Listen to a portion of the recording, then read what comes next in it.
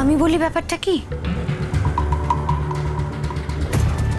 আসলে এই যে মেঘলা না, ওর এক দিদি রয়েছে, সবাই বলে ওকে নাকি ঠিক আমার মতোই দেখতে অনেকটা। এই মেয়েটি মেঘলাকে সহ্য করতে পারে, সব সময় চায় কি করে মেঘলার ক্ষতি করা যায়, আর কিভাবে কিভাবে ক্ষতি হয়তো করেওছে মেয়েটির। আসলে ওই মেয়েটার সঙ্গে সবাই আমাকে আমাকে গুলিয়ে ফেলছে, ভাবছে আমি বোধহয় ওই মেয়েটা।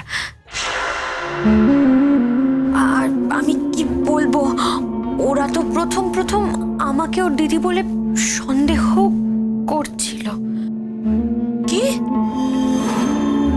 এসব সব কি আজগুবি কথাবার্তা বলছো? তোমার সঙ্গে ওর দিদির মিল আমি তো কিছু বুঝতে পারছি না। আসলে বাবা কিছুই নয়, অনেকে তো একরকম দেখতে হয়, তাই ওরা ভুলটা করেছে। আর আমার সঙ্গে হয়তো ওর দিদির একটু বেশি মিল, তাই হয়তো। সেটা বাইরের মিল হতে পারে, ভেতরের মিল নিশ্চয়ই নয়। সেটা তো তোমরা বুঝবে। আমি অত কিছু জানি না, কিন্তু বৌদি ভাইয়ের সম্বন্ধে কেউ যদি খারাপ কোনো কমেন্ট করে তাহলে আমি কিন্তু তাকে ছেড়ে কথা বলবো না। আমি তাকে মজা দেখিয়ে ছাড়বো, সে যেই হোক। আরে আচ্ছা ঠিক আছে, এত উত্তেজিত হতে হবে না। তুই ওখানকার সিচুয়েশনটা বল, কি অবস্থায় দাঁড়িয়েছে? অনুরাগ এসছে? না। অনুরাগ আসেনি? না, অনুরাগদা আসেননি। আমি ওখানে ওদের বাড়ির সবাইকে দেখেছি। আমি শুনলাম অনুরাগদা নাকি খুব রিয়াক্টও করেছে, মানে পিকলুদার কাছ থেকেই যেটুকু শোনা। রিয়াক্ট করাটা তো স্বাভাবিক। আরে বাবা, এরকম একটা অ্যাডভান্স স্টেজে যদি বাচ্চাটা নষ্ট হয়ে যায় বা মেঘলা যদি লাইফ রিস্ক থেকে থাকে, তাহলে যে কোনো মানুষেরই রিয়াক্ট করাটা স্বাভাবিক। কিন্তু খুব একটা রিয়াক্টও কি করেছে? হ্যাঁ, আমার তো মনে হয় এই অবস্থায় যাওয়াটাই উচিত হয়নি। আর ভাইটু, তোরও ওকে ভাবে বলাটা উচিত হয়। আরে আমি কি একা গেছি নাকি? ইউনিভার্সিটি থেকে ঠিক হয়েছে, সব বন্ধুরা মিলে নাম প্রস্তাব করেছে, আমি শুধু সঙ্গে গেছি আমি চিনি বলে। যাই হোক, তুই তো চেয়েছিলিস যে মেঘলাদি গান গাক, তোর চাওয়াতেই এটা হয়েছে। এটা তো অস্বীকার করে কোনো লাভ নেই। মা, তুমি বারবার ওকে কেন এভাবে দোষারোপ করছো বলো তো?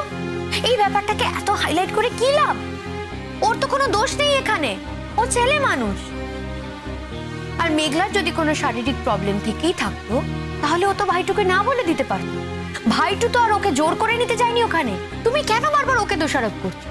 সবই বুঝলাম বৌমা, কিন্তু ওই কথাটা নিয়ে একটা কথা তো উঠবে। কথা ওঠার কিছু নেই মা, আমি তো বললাম ওরা ছেলে মানুষ। ওরা সবাই মিলে একটা প্রোগ্রাম করেছে, সেখানে মেঘলাকে ইনভাইট করেছে। মেঘলার যদি কোনো প্রবলেম থাকতো তাহলে মেঘলা না বলে দিত, ভাইটু তো আর ওকে জোর করে নিয়ে আসতো না।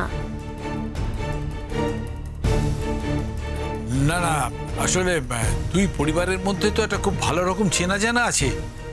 আমি তো বুঝতেই পারছি না যে কিভাবে ওদেরকে ফেস করবো। একটা ফোনও তো আমি করতে পারছি না। আমি বলি কি, আজকে ফোন করার কোনো দরকার নেই। আর এতক্ষণ তো ভাইটু আমাদের সবার তরফ থেকে ওখানে গিয়েছিল নাকি? ওর কি দায় পড়েছিল ও এতক্ষণ হসপিটালে থাকবে? ও তো ছিল ওখানে গিয়ে। আমার মনে হয় আজকে ফোন টোন করার কোনো দরকার নেই, কালকে সব খবরাখবর নিয়ে দরকার হলে না হয় একটা ফোন করা যাবে। কিন্তু যে ওর এত বড় ক্ষতি করলো সে কে? কোথা থেকেই বা এলো আর কোথায় বা গেল?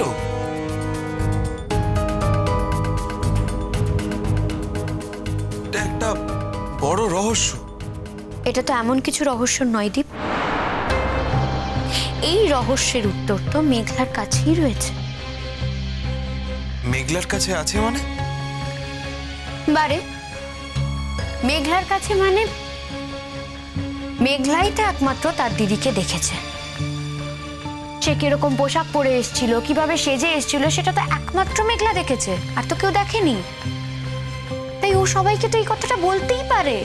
দরকার হলে একজন আর্টিস্টকে দেখে ছবি আঁকাক, আরে খুঁজুক না। একটা একটা মানুষ তো এভাবে উধাও হয়ে যেতে পারে না, কোথাও না কোথাও ঠিক খুঁজে পাবে। তুমি ঠিক বলেছো মল্লিকা, একমাত্র মেঘলাই সুস্থ হয়ে উঠলে বলতে পারবে যে ওর পোশাক আশাক কি ধরনের ছিল, কি রঙের পোশাক ছিল, কি ধরনের সাজগোজ ছিল। মেঘলাই একটা আইডিয়া দিতে পারবে। আমি ভাবছি মেঘলার কাছে একবার যাব, ও একটু সুস্থ হয়ে উঠুক, একটু ভালো হয়ে উঠুক। আগে দেখো ভালো হয় কিনা।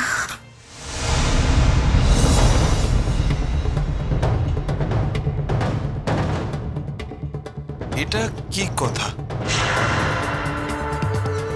এমন কথা বলো না বৌমা। এমন অলক্ষণের কথা বলতে নেই মা, কি করে তুমি কথাটা বললে? আমি অলক্ষণের কথা বলছি না বাবা, দেখুন যেটা সত্যি আমি সেটাই বলছি। আসলে সবার মনকেই তো শক্ত রাখতে হবে। আরে বাচ্চা মেয়ে, কতই বা বয়স। ভাইটুর কাছে যেটুকু শুনলাম, ডাক্তার তো বলেছে খুব ক্রিটিক্যাল কন্ডিশন। এখনই সংসারটাই ঠিকভাবে শুরু করতে পারলো না, তার আগে সংসারের সমস্ত লীলা খেলা শেষ হয়ে যাবে। সেটা তো ভাবতে আমারও খারাপ লাগছে নাকি। আসলে সবাই যাতে মনটাকে শক্ত করতে পারে, আমি সে কথাই বলছি। আমার মনে হয় মেঘলা বেশি উঠবে।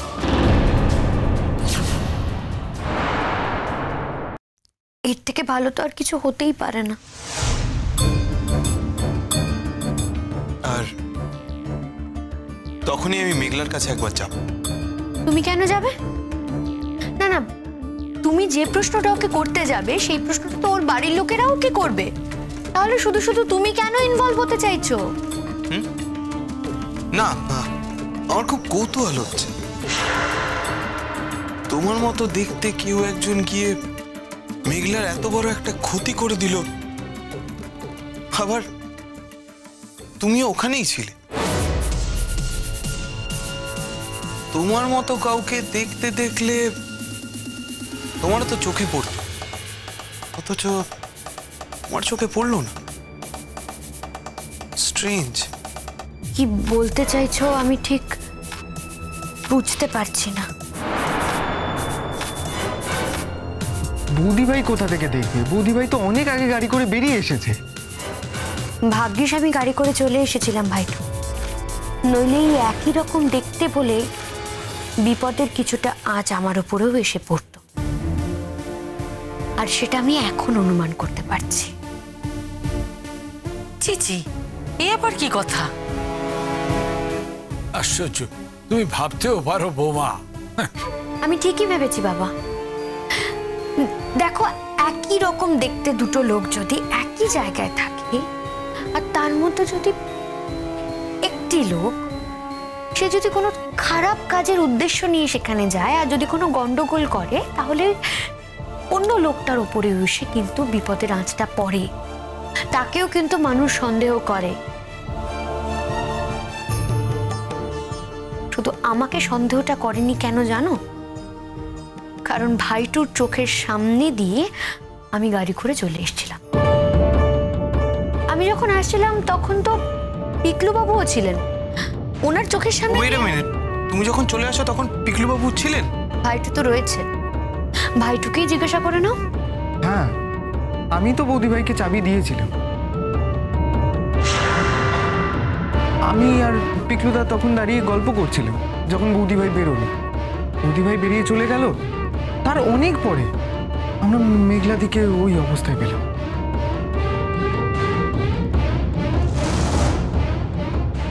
রহস্যটা আসলে কি? আদৌ কি কোনো রহস্য আছে? থাকলে কি রহস্য? কবে জানতে পারবো আমি? মেঘলা সুস্থ হলেই আমি মেঘলার কাছে যাব, একবার জিজ্ঞেস করব কেমন দেখতে ছিল ওই মহিলাকে, মল্লিকার সাথে তার কতটা মিল ছিল, কতটা অমিলই বা ছিল।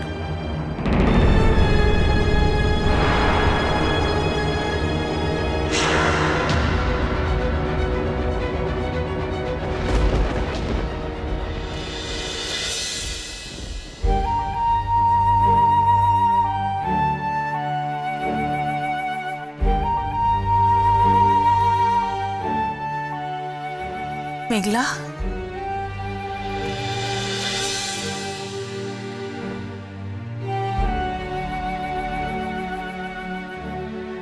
কি হলো? খুব কষ্ট হচ্ছে না? এই তো দুদিনের মধ্যে ঠিক হয়ে যাবে, কোনো ভয় নেই মা গো। ভালো জেঠি, ওকে বাঁচানো গেল না। না মেঘলা, মেঘলা, আমাদের কাছে তোর প্রাণের দামটাই কিন্তু সব থেকে বড়। মেঘলা, অনুরাগ আসেনি? আসবে, আসবে তো। এখানে তো তোর ওটি চলছিল, বল ও কি করবে এখানে এসে? ও আমার উপর খুব রাগ করেছে না দিদি ভাই? ও হয়তো আর মুখও দেখবে না আমার।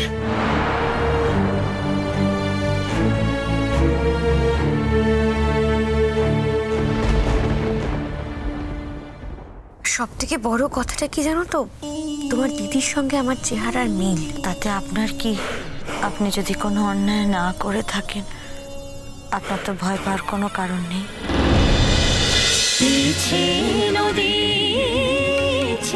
নদী